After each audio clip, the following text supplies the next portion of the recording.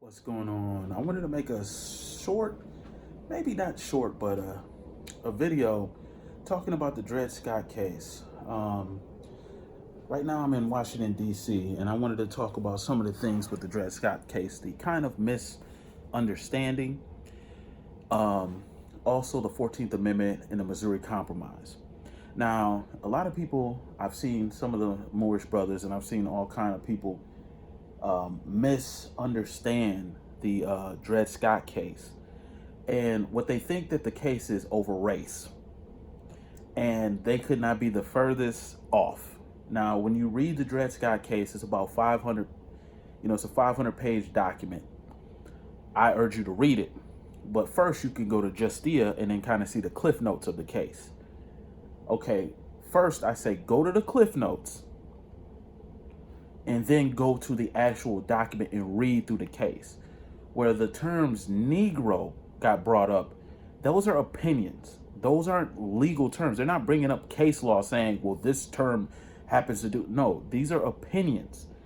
The Dred Scott case, and I don't believe Dred Scott existed at all. I believe Dred Scott was a patsy. I believe that he was a created individual because they don't even know his real name. They're saying that his name may have been derived from Elder Dred. Then also they said that his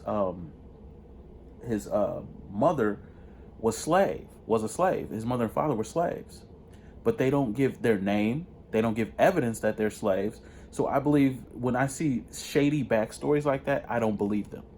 You know what I'm saying? Because slavery was well documented. So you should be able to find all your stuff, if you look hard enough. But with the Dred Scott case, many people got this misconstrued as that the so-called black people had no rights, which couldn't be the furthest from the truth. The problem with the Dred Scott case is you have to look at it in its full context, meaning you have to understand what is truly going on at that time. During that time frame, the Missouri Compromise was still in place. So what the government did is they used the Dred Scott case to expand federal jurisdiction. That's what the Dred Scott case was about. It had absolutely little to nothing to do with Dred Scott. Then they created the United States citizen, but it was all done out of proxy. It was a proxy case. And you can see this once you look under Justia and kind of use a little bit of critical thinking. It was a proxy case to create federal jurisdiction, to extend federal jurisdiction. And that's what they mastered through the 14th Amendment. So when people read the Dred Scott case, they get into it and say that it's racist and all. That racist stuff was a smokescreen. It was all a smokescreen. None of that was backed by law. They didn't put any legal sightings in law that basically said, okay, this is it. These were opinions from bigoted people. And we don't know because we're just told this secondhand. But when I look at it and I look at the time frame of the events, I see that this was more for a federal push in power than it was against so-called Negroes having no rights in their own indigenous land. I didn't see that. So I have to go fully through the 500-page document. But everything I read on Justia and some of the stuff I've been reading and researching beside that, I don't see nothing about this case being racist. And I don't see nothing about these Moors are using this case for nationality. No, Dred Scott was deemed as a stateless person. Please understand what a stateless person is in law. A 14th Amendment citizen is a stateless person. United States is not a nation, fam. It's not a nation. And I found this out when I went to Jordan because people would ask me, where am I from? I kept saying, I'm from the United States. They would look at me like I was batshit crazy. Then when I said that I'm from America, they were like, oh, you're American. So then I started doing research. And I was like, why are they looking at me? Like, why are they acting like they don't understand what the United States is?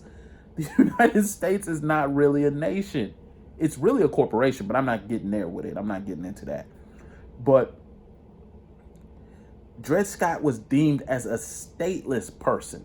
Then the people who were so-called bigoted or racist added the type of terms like Negro and he was a slave and he was this and we don't have to respect it. First of all, in and of itself, I don't give a damn if attorneys are watching it. Attorneys are very fucking arrogant. And I worked with attorneys for years. So I know they are arrogant. So attorneys will look at you and talk to you like you ain't shit, even though they really ain't shit.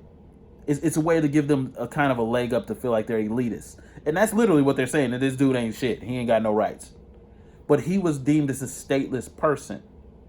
And when he filed for his freedom, which would have made sense to file in Wisconsin, they're saying that he filed it in Missouri. Now, don't quote me at that because I'm getting ready to go out. So I'm not really, looking at the case right now.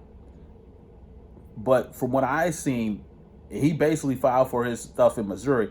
And I was like, what is, like, why don't people understand that this had to do more with the Missouri Compromise than it had to do with actually Dred Scott? I believe Dred Scott didn't exist. I believe he's a patsy. And then when you look at his life after that, he basically, worked, I think he worked in St. Louis and then he died a free man. It's a story. It's a story. But the story was created to expand federal jurisdiction. That is the truth about the Dred Scott case. The Dred Scott case was created to expand federal jurisdiction because after the Dred Scott case, guess what happened? The Missouri Compromise was deemed unconstitutional. Then after that, the Emancipation and the 14th Amendment. You see what I'm saying? So the 14th Amendment did not free so-called black people, did not make them so-called undeemable. It made pretty much anybody who was a United States citizen, you ain't had no damn rights.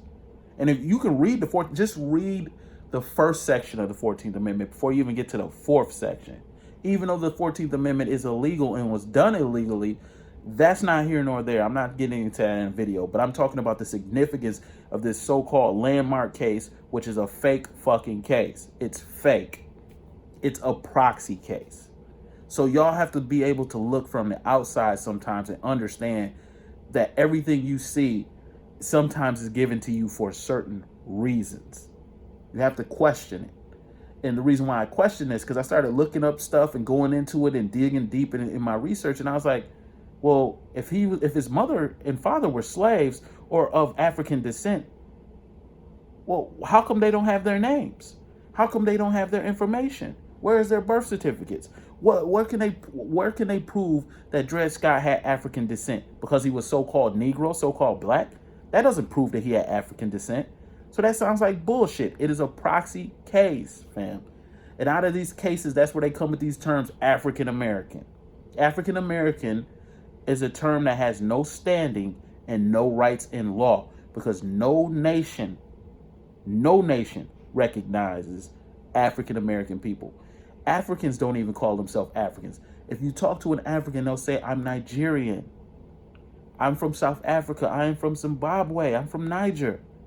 They're not going to sit there and say, I'm from Africa. Yeah, they may do it to appease us. But the Dred Scott case, people who are reading this case are getting it completely wrong because they're not reading it in the context of history. If you read it in the context, if you just read the case and take it on its face, you'll take it as it's a nationality issue, as most of the Moors have done. They're incorrect. And then the other people, or the pro-black people, see, this is why we need to get out of the United States. No. People create terms like African American to get the so-called black people, which black is another term that has no standing in law because it is a fictional term, out of their land. We've been here. We always going to be here. And that's not going to change. So what happened with the so-called Native Americans were paper genocide. They got killed off by paper. The Dred Scott case is nothing more than a proxy case. Sorry, people. Sorry to ruin your victimology. Sorry, but it's the truth. You have to look at the context of history at that time frame. And there was a lot of historical events that were going on in that time frame. And there was a lot of jockeying for power that was going on from the federal government, in the North and the South. This was one of the things that led to the Civil War, which is a proxy war too. But that's not here nor there. It's your boy from Washington, D.C. I'm out.